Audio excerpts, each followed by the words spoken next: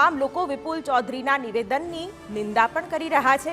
પાટીદાર સમાજની સંસ્થાઓમાં વડાઓ શું કહી રહ્યા છે તે પણ આપણે સંભળાવીએ। આપ બોલ્યા છો એ બિલકુલ ઠીક નથી। અત્યારે તમે શા માટે આ ચૂંટણીના સમયમાં જ બોલ્યા એ પણ મને સમજાતું નથી। હું તમારા નિવેદનને નમ્રતા આદર સાથે વખોડી કાઢું છું અને ચૌધરી સમાજને પણ અપીલ કરું છું કે તમારા સમાજના આગેવાનોએ આ નિવેદનને વખોડવું જોઈએ। આપણે સૌ વ્યાપાર, ઉદ્યોગ, સામાજિક, આર્થિક ક્ષેત્રે દેશ અને દુનિયા સાથે તાલ મિલાવી શકીએ।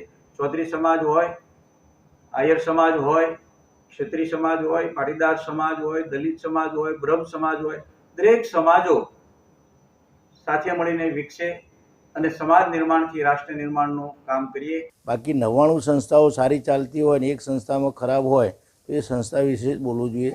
સમગ્ર પાટીદાર અને પાટીદારના દાતાઓ અને દાતાઓથી ઊભી થયેલી સંસ્થાઓમાં કોઈપણ પ્રકારની જાતિ જ્ઞાતિના વાદ વિવાદ સિવાય એ લોકોને સમાન શિક્ષણ, સમાન સંસ્કારો આપવાની પ્રવૃત્તિઓ હાલ ચાલે છે। એવું હું માનું છું। ત્યાં સુધી વ્યક્તિગત જે સંસ્થાઓ છે ક્યાંક એવું હોઈ શકે, પણ જ્યાં સામાજિક સંસ્થાઓ જે સમાજના દાતાઓ દ્વારા ઊભી થઈ હોય તો આ વાતને અવાહ્ય છે।